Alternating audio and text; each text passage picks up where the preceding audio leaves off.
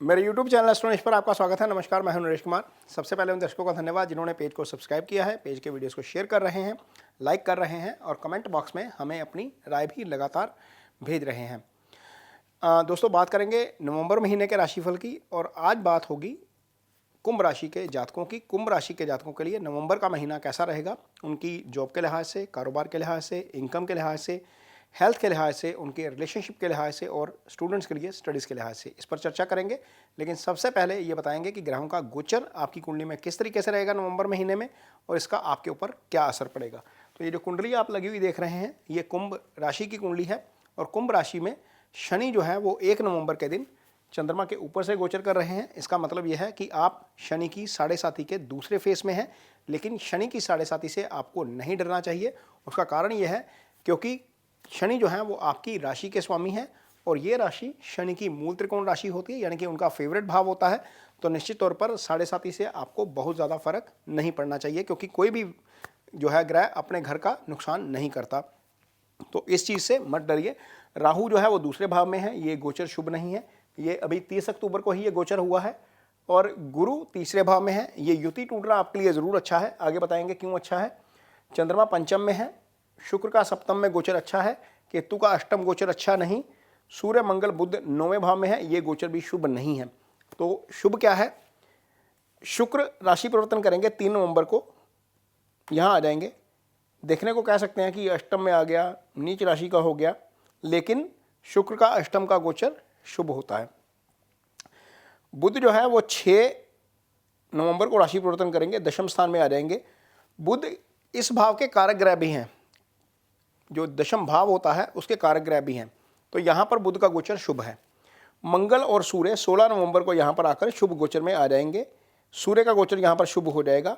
मंगल का गोचर इसलिए अच्छा है क्योंकि मंगल यहाँ पर दिग्बली हो जाते हैं। तो यहाँ पर 1 2 3 4 ग्रह आपके शुभ गोचर में आ जाएंगे। इसका क्या फल मिलेगा बताएंगे। तो मंगल यहाँ पर आपकी कुंडली में कर्म स्थान के स्वामी हैं। कर्म स्थान के स्वामी होकर यहीं पर आ जाएंगे। यहाँ पर मंगल दिग्बली हो जाते हैं, सूर्य भी दिग्बली हो जाते हैं। सूर्य आपकी कुंडली में केंद्र स्थान के स्वामी हैं, यहाँ पर आ गए। केंद्र स्थान ये वाला दशम से दशम होता है। कर्म स्थान का स्वामी दशम से दशम का स्वामी कर्म स्थान में मंगल के साथ दोनों ही ग्रह जो हैं वो मित्र ग्रह हैं। बुध यहाँ पर आपकी कुंडली में पंचम के स्वामी हैं। ये कुंडली का जो दूसरा सबसे शुभ भाव होता है, ये युति आपके लिए केंद्र त्रिकोण वाली युति एक तरीके से हो जाएगी। ये बहुत अच्छी है कर्म स्थान में। और आय स्थान में राहु गुरु की दृष्टि, यहाँ पर गुरु 9वीं दृष्टि से आय भाव को एक्टिव कर रहे हैं। तो निश्चित तौर पर, और ये भाव आय का ही नहीं होता, ये भाव एलिवेशन का भी होता है, तरक्की भी इसी भाव से आती है। तो निश्चित तौर पर चीज़ें बहुत अच्छी जो हैं वो दिशा में जाएंगी आपको नवंबर महीने के दौरान। यदि आप कोई नया प्रोजेक्ट शुरू करना चाहते हैं तो वहाँ पर भी सफलता मिल सकती है। यदि आप वेट कर रहे हैं किसी प्रमोशन की, ऑफिस में अप्रेजल की लिस्ट बन रही है, कहीं पर आपका नाम जो है वो उसमें शामिल हो सकता है, आपको अच्छा अप्रेजल मिल सकता है, क्योंकि यहाँ पर मंगल और सूर्य आपके लिए बहुत अच्छा काम करेंगे। आपका मन काम में लगेगा, आपका डिटर्मिनेशन ज़्यादा बेहतर होगा पहले से, क्योंकि मंगल एनर्जी के कारक हैं, सूर्य ओवरऑल हेल्थ के कारक हैं। तो यहाँ पर जब सूर्य और मंगल दोनों आ जाते हैं तो आप जो है वो काम को ज़्यादा डेडिकेशन के साथ करते हैं। तो निश्चित तौर पर इससे आपको फ़ायदा होगा कर्म के लिहाज से, काम के लिहाज से। चाहे आप कारोबार करते हैं, चाहे आप नौकरी करते हैं, इनकम में भी जो है वो आपको फ़ायदा होगा। शनि आपकी कुंडली में केंद्र में है, हालांकि चंद्रमा के ऊपर हैं तो थोड़ा सा कई बार मानसिक परेशानी दे देते हैं, लेकिन इसके बावजूद साढ़े साथी का बहुत ज़्यादा नुकसान आपको नहीं है। शनि की दृष्टि भी कर्मस्थान के ऊपर है, तो थोड़ा बहुत असर रहेगा हालांकि, लेकिन इसके बावजूद आपको बहुत सारा पॉजिटिव रिजल्ट देखने को मिलेगा इन सारे प्लैनेट्स का, क्योंकि यहाँ पर ये सूर्य और मंगल अपना प्रभाव 16 नवंबर के बाद ज़्यादा दिखाएंगे। आगे बात करते हैं आपका रिलेशनशिप कैसा रहेगा।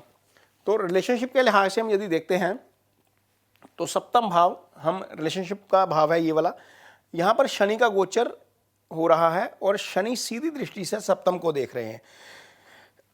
16 के बाद सप्तम के स्वामी को भी देखना शुरू कर देंगे। सप्तम का स्वामी मंगल के साथ आ गया। तो मंगल क्या है, मंगल बेसिकली झगड़ा करवाने वाला ग्रह है, ये इसका दूसरा एस्पेक्ट है, ये पॉजिटिव एस्पेक्ट है यहाँ। लेकिन सप्तम के स्वामी के साथ बैठ जाना और शनि की दृष्टि के प्रभाव में आ जाना, ये कहीं ना कहीं मैरिटल रिलेशनशिप में प्रॉब्लम करने वाला हो सकता है। ये इसलिए भी हो सकता है क्योंकि सूर्य सिर्फ शनि के प्रभाव में नहीं है, सूर्य मंगल और राहु के प्रभाव में भी आ गया। तो ये चीज़ जो है वो थोड़ी सी अच्छी नहीं है। यहाँ से कुटुंब देखा जाता है। शुक्र का राहु केतु एक्सिस में आ जाना, क्योंकि ये मैरिज का कारक ग्रह है, और इसका राहु केतु एक्सिस में आ जाना भी अच्छा नहीं है मैरिटल रिलेशनशिप के लिए। तो करना क्या है, यहाँ पर एक चीज़ पॉजिटिव है, गुरु की सप्तम पर दृष्टि, तमाम जो है वो नेगेटिविटी के बावजूद ये एक दृष्टि है जो बहुत पॉजिटिव काम करती है। तो यदि कन्फ्लिक्ट होता है कहीं आपके पार्टनर के साथ, भले ही आप मेल हैं भले ही आप फीमेल हैं, तो कोशिश करिए कि अपना टेम्परामेंट कंट्रोल रखिए। मैं टेम्परामेंट इसलिए कंट्रोल कह रहा हूँ क्योंकि मंगल की दृष्टि 1 2 3 4 यहाँ पर जा रही है, और ये भाव जो है वो आपका बॉडी का मीन्स आप माइंड कह लीजिए, हेड कह लीजिए, जब यहाँ पर मंगल प्रभावित करते हैं तो आपकी वाणी पर असर आता है। वाणी इस भाव से देखी जाती है। तो किसी भी अजम्पशन के ऊपर रिएक्शन मत करिएगा, यानी कि कोई बात आप सोच लें और आपको लगे कि सामने वाला भी यही सोच रहा है या ये घटना हो गई है, तो उसके ऊपर आपने रिएक्शन कर दिया तो चीज़ें बिगड़ सकती हैं। तो कोशिश करिए, सिचुएशन को समझिए, असेस करिए, उसके बाद रिस्पॉन्ड करिए, रिएक्ट ना करिए, तो चीज़ें ठीक रहेंगी। अदरवाइज़ ये भाव जो है वो बहुत ज़्यादा पीड़ित लग रहा है। शनि इसको देख रहे हैं, मंगल सूर्य जो है वो मंगल राहु के प्रभाव में है, तो भाव और भावेश पीड़ित लग रहे हैं। शादी का कारक ग्रह भी पीड़ित है एक तरीके से। एक पॉजिटिव चीज़ यहाँ पर देखने को मिल रही है कि गुरु यहाँ पर प्रोटेक्ट कर रहे हैं, तो वहाँ पर यदि आप टेम्परामेंट अपना ठीक रखते हैं तो चीज़ें आगे ज़्यादा नहीं बिगड़ेंगी। जहाँ तक सिंगल्स की बात है, तो सिंगल्स के लिए यहाँ पर सप्तम भाव गुरु के द्वारा एक्टिव हो गया है, राहु की युति यहाँ पर टूट गई है, तो निश्चित तौर पर जो कुंभ राशि है उस राशि के जातकों को अब नया पार्टनर मिल सकता है अगले 6 महीने में, क्योंकि गुरु यहाँ पर इस भाव को एक्टिव रखेंगे। इधर पंचम का स्वामी शुभ गोचर में है, बुध पंचम स्थान के स्वामी है, पंचम से रिश्ता देखा जाता है, निश्चल प्रेम पंचम से देखा जाता है, तो निश्चित तौर पर शुभ गोचर में आना और गुरु का इस भाव को एक्टिव करना सिंगल्स के लिए अच्छा है। उनकी शादी हो सकती है, भले ही आप मेल हैं या फीमेल हैं। आगे बात करेंगे हेल्थ की, तो छठे भाव के ऊपर राहु की दृष्टि है, लग्नेश लगन में है, राशि का स्वामी राशि स्वामी में है, सूर्य 10वें भाव में शुभ गोचर में है, तो सूर्य ओवरऑल हेल्थ के कारक होते हैं अदरवाइज। तो छठा भाव सिर्फ राहु के प्रभाव में है, इसको कोई बहुत ज़्यादा ग्रह और प्रभावित नहीं कर रहा। मंगल नहीं प्रभावित कर रहा, केतु नहीं प्रभावित कर रहा, शनि नहीं प्रभावित कर पा रहे, तो निश्चित तौर पर आपकी हेल्थ को लेकर कोई बहुत ज़्यादा दिक्कत नहीं आएगी। हाँ, एक चीज़ हो सकती है, ये भाव जो है ये भाव व्याधि का भाव है, व्याधि के भाव के ऊपर राहु की दृष्टि, केतु यहाँ पर व्याधि के भाव के स्वामी बुध का राहु के ऊपर बुध का राहु के प्रभाव में आ जाना, शनि के प्रभाव में आ जाना, चोट चपट वाला जो है वो दुर्घटना वाला योग थोड़ा सा ज़्यादा लग रहा है, इसलिए ड्राइविंग थोड़ी सी संभल कर करिए। बाकी अदरवाइज हेल्थ को लेकर कोई मुझे बहुत ज़्यादा इशू जो है वो नज़र नहीं आ रहा। जहाँ तक स्टूडेंट्स की बात है, तो स्टूडेंट्स के लिए समय अच्छा है। बुध जो है वो एकेडमिक एजुकेशन के कारक हैं, वो शुभ गोचर में है, बुध पंचम के भी स्वामी हैं, हायर स्टडीज़ वहीं से देखी जाती है। गुरु जो है वो राहु का कंजंक्शन उनका टूट गया है, तो निश्चित तौर पर अब आपको गुरु के भी अच्छे फल मिलेंगे। एकेडमिक एजुकेशन बुध से देखी जाती है, प्रैक्टिकल नॉलेज जो है वो सारी गुरु से देखी जाती है, यानी कि जो स्टडी पूरी करने के बाद आप इंटर्नशिप करते हैं कहीं पर भी, वो गुरु के ज़रिए देखी जाती है। तो आप प्रैक्टिकल नॉलेज में आपको बहुत आगे बढ़ने का मौका मिलेगा, बहुत सारी चीज़ें आप नई जो है वो सीखना शुरू करेंगे अगले 6 महीने में। तो स्टूडेंट्स के लिए समय काफ़ी बेहतरीन आ रहा है कुंभ राशि के जातकों का। तो ये वीडियो आपको कैसा लगा, इस पर कमेंट बॉक्स में अपनी राय ज़रूर दीजिए। यदि ये वीडियो अच्छा लगे तो इसे शेयर ज़रूर करिए, पेज को सब्सक्राइब जरूर करिए। इसके साथ ही मुझे दीजिए इजाज़त। नमस्कार।